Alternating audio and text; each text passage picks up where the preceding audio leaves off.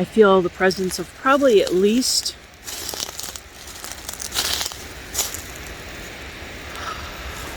boy, it's hard to tell. Quite a few. It almost feels like 10. But I can't see them all, so it's a little hard to fully say. This gentleman, this Native American man who's been talking to me, he's probably about my height. He's not very tall. Like I said, he's got a circle around his eye, and then he's got a square of some sort on his cheek. He was not a part of her death, but he was here.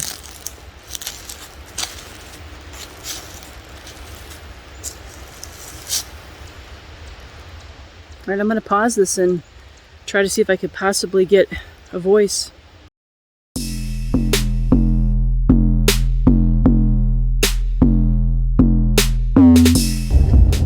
So I am on an adventure this morning. I've got my truck packed. I have, I feel like I'm probably a little overdressed because it's 61 degrees out, and I am wearing, like seriously, I am wearing, I feel like I'm dressed for winter, but that's what happens when I'm going someplace out in the woods or in a place I have no clue. So I've got my boots, I've got my sneakers, I've got my dowsing rods, I have my camera, and I'm going and exploring this. Obviously it's a known place, but I'm not going to say it. You guys will just have to watch the video on where it is that I'm going. It's about an hour away from my house, and it kind of struck my interest. So I am going to go and check it out and see if there's any spirits that are wandering the property. So I'm in the car heading to my destination place, and I don't know what it is. You guys are in the car with me, but I'm like, I feel like a little kid. I get so excited going on adventures. It doesn't matter what it is. If it's, you know, hiking out in the woods to a neat location, whether it's an event that I'm hosting, I just get so excited because I love adventures. And honestly, I really love communicating with spirits. I love learning about new things, new places, putting myself back in time. You know, I think it taps into that child in me, that my imagination, my imaginary friends, the things that I love to do. I mean, I played outside all day long until dinner time, having the grandest time exploring in my neighborhood, in the woods around my home, and honestly, just being with my, of course, imaginary friends and spirit guides. But it's always exciting to me.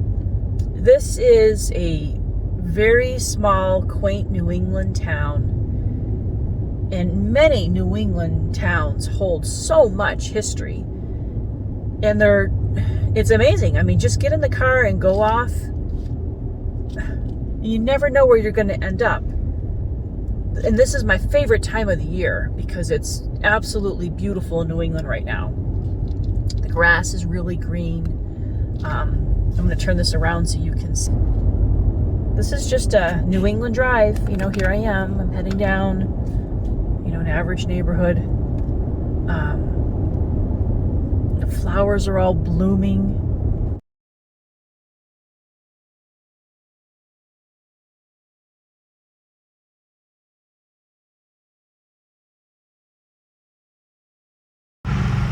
I can't believe it. On my travels, look at where I am. I'm at the farm table. I did an event here years ago. It was one of my favorite fun nights. We had a lot of people. I think it was like 65 people. This place is breathtaking. It's absolutely breathtaking. And you know what's sad? Look at the tulips. It's sad to see. I'm going to show you, but this place is amazing. I don't have my gimbal out, so I'm just holding my phone as quickly as I can. But look. Oh, man. Temporary closed. This place delicious food, great atmosphere. New England has so many wonderful places to go. I'm telling you, you get in the car and you go and you end up on an adventure. It's beautiful. Absolutely beautiful. I don't remember this being here though. But there's the Hitchcock Brewing Company. How cool is that? But what I remember, and I never got a chance to do it, they probably don't have it open now, but back here was all cool sitting areas. See if I can go. All cool sitting areas. They had it all here. Your outdoor fire, lounging, water fountain going.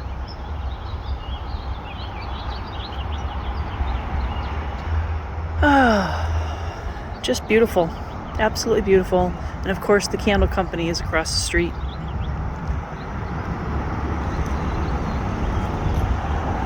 Oh, the times of COVID. All right, well, let's continue on my way. So here I am. This is amazing. This is the destination today. I have no idea if I'll get kicked out of here or not, but we'll see. So just imagine though, in the 1700s, this area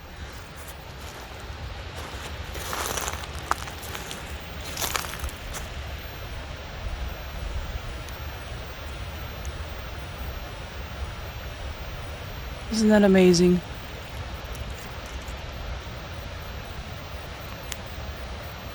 Yeah.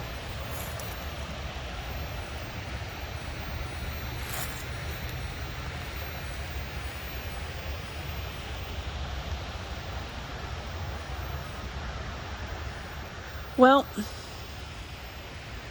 I can't even imagine this, so I'm gonna walk up to the bridge, check it out. So in the 1700s, I think it was 1704, there were a lot of battles that were going on. The Native Americans fighting for their land. Imagine that. Fighting for their land. You also had the Queen Anne War going on. The British fighting for dominance. Basically not just the land, but the whole entire continent. Can you imagine what it was like to live in that time period? I mean, all of the privileges that we have.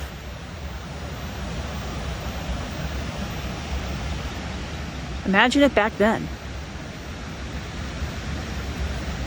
I'm not even sure I'll be able to walk up into the bridge because of the cars, but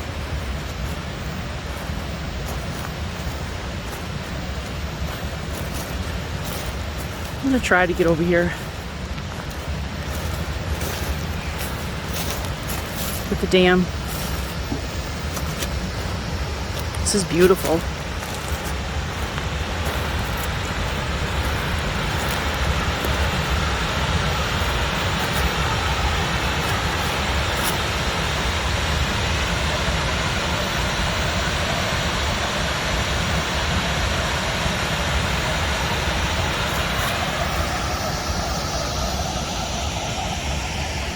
Very peaceful.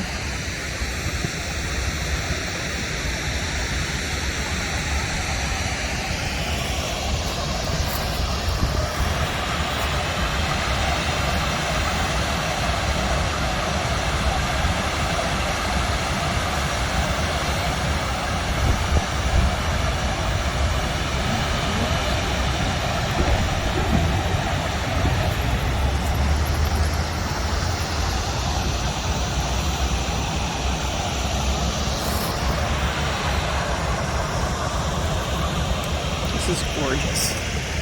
There's the bridge. The cruel and bloodthirsty savage who took her slew her with his hatchet at one stroke. Reverend John Williams of Deerfield, the redeemed captive, so wrote of his wife, Mrs. Eunice Williams, who was killed at this place March 1st, 1704.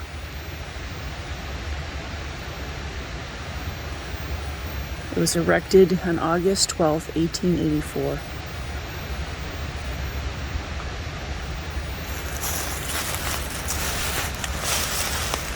Unbelievable.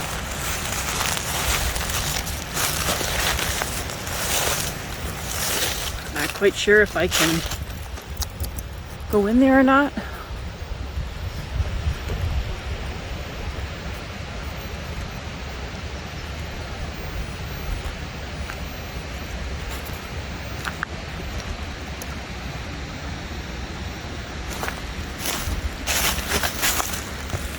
So can you imagine this in 1704 with this battle that was going on?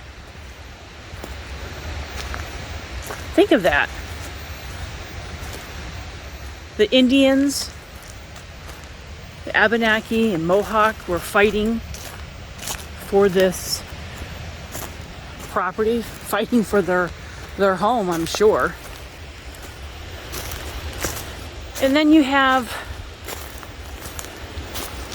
the colonists fighting the British, establishing dominance of the whole entire continent.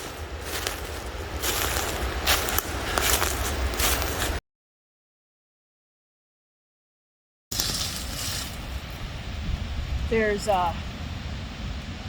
kind of a feeling here of, I don't know, it's like tranquility, nervousness, anxiousness. I feel like I'm invading space, but they say I'm not. I kind of feel like I'm quite possibly am on native ground. Am I on native ground here? Yes. I can actually feel like there's a lot of people that are looking at me. Pointing to where some of you are? Over on that knoll over there. Okay. It feels it. I can feel you staring at me.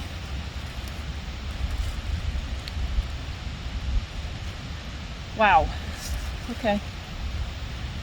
Is it possible, are you native? Yes? Can you tap which tribe you are? Can you tap the first letter? A. Can you tap the second letter? A, B. Okay. Can you tap the third letter? A, B, C, D, E. Okay. Well, it's an honor to be here. Let me just say that. This is an honor to be here. So are you part of the Abanocki? Yes. Okay. Well, I'm,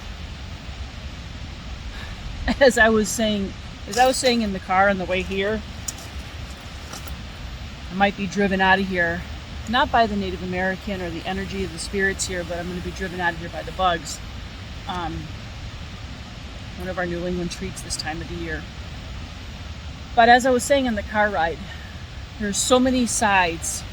You can understand the perspective of this whole massacre, this whole circumstance on this property. You can understand it from every angle. I tend to fall with a lot more of the Native American sides of the story, because this was their land. It's heartbreaking what we did to them when we came over and established our dominance in this country. It's heartbreaking. So you can really understand what it would be like if it was your home and it was your land. Yes, crossing yes. And the white people came and didn't want to coexist as much as we think that we were coexisting. No, they might have coexisted to gather as much information from them as possible. Yes. But eventually, no. They wanted dominance. So you can understand that. I mean, imagine fighting for your life. Can't speak the language. You have all these people coming. So what happened here was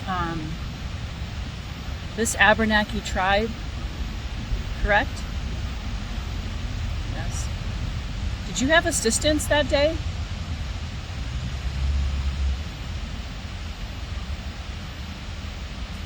We're not answering now, but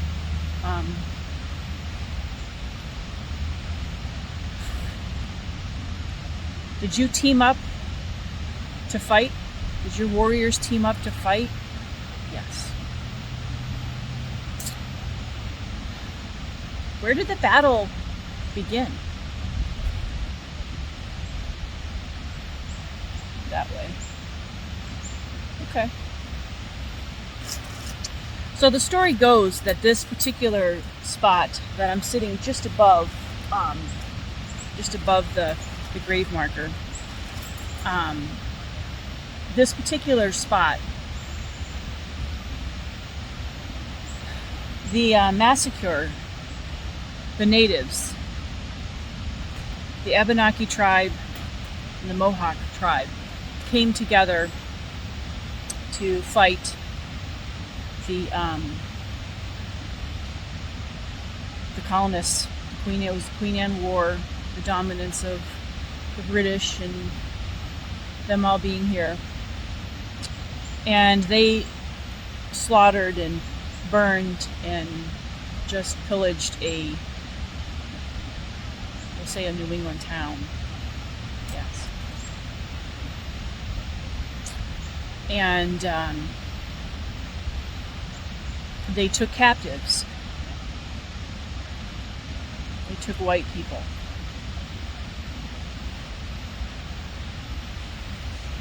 And they made the long trek, I believe, heading to Canada. And Eunice, that particular woman, couldn't keep up. She had just delivered a baby the day before, and she couldn't keep up on the long journey. And she fell behind. Any of them that fell behind were slaughtered. Is correct? Yes. And she was slaughtered here, in this spot, this area. Were you a part of that? Whoever's talking to me? Yes. Are you the native man that slaughtered her? No? You were a part of it. Are many of you still here? Because I really feel, yes, you still protect this land. I feel that. Are you still protecting this land? It's beautiful. It's absolutely beautiful. I would protect this land too.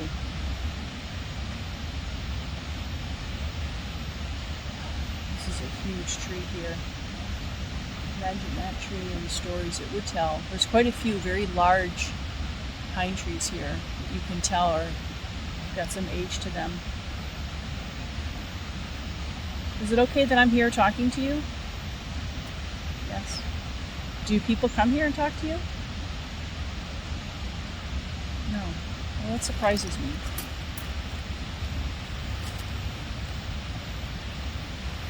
I sometimes feel like some of the native people are comfortable talking to me because I have a Native American guide. My man of many feathers is with me. He's a protector. He's always with me. And I often think that he probably communicates in the spirit world that I'm not here to harm anyone.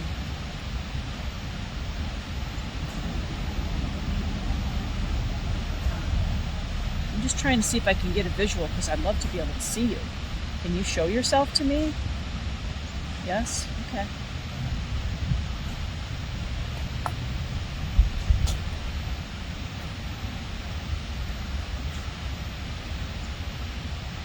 There's a few that are over, kind of like over that knoll.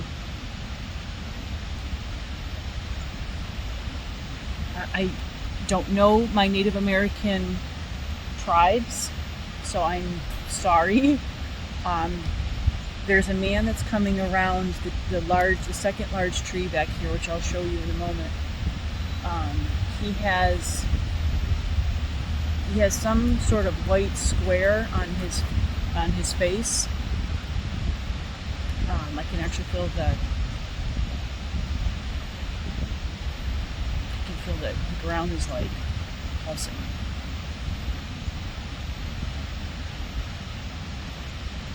He has a circle on his eye with his costume or makeup, whatever it is that his warrior paint.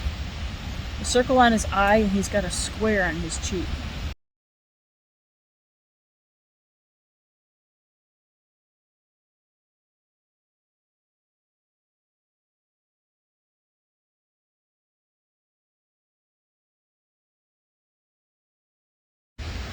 This man that's with me.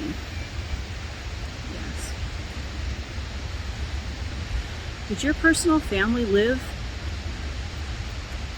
kind of in this vicinity that I'm at right now? No? Okay. I kind of get the feeling that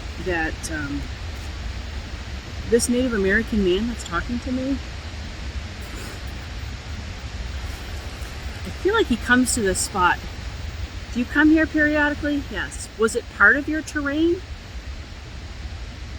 Yes. Okay. Can you point again to the direction that your village was? Your home? That way? He's pointed to that section quite a bit. Of course, it could have been miles. I'm not familiar with this area, but did you have a large family? Yes. Did you have children? No.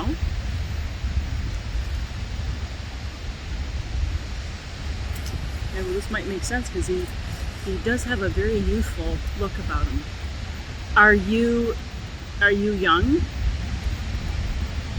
I can hear him now. Now I can hear him talking. No, he's not, he's a young warrior. He's a young warrior. Young man. But he fought a lot of battles. He fought a lot of battles. Yeah. So I don't mean young as immature. This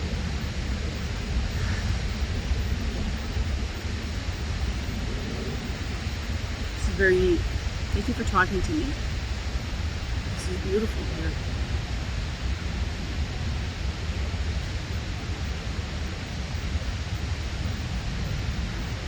Well, when I come again, will you talk to me more? Yes? Okay.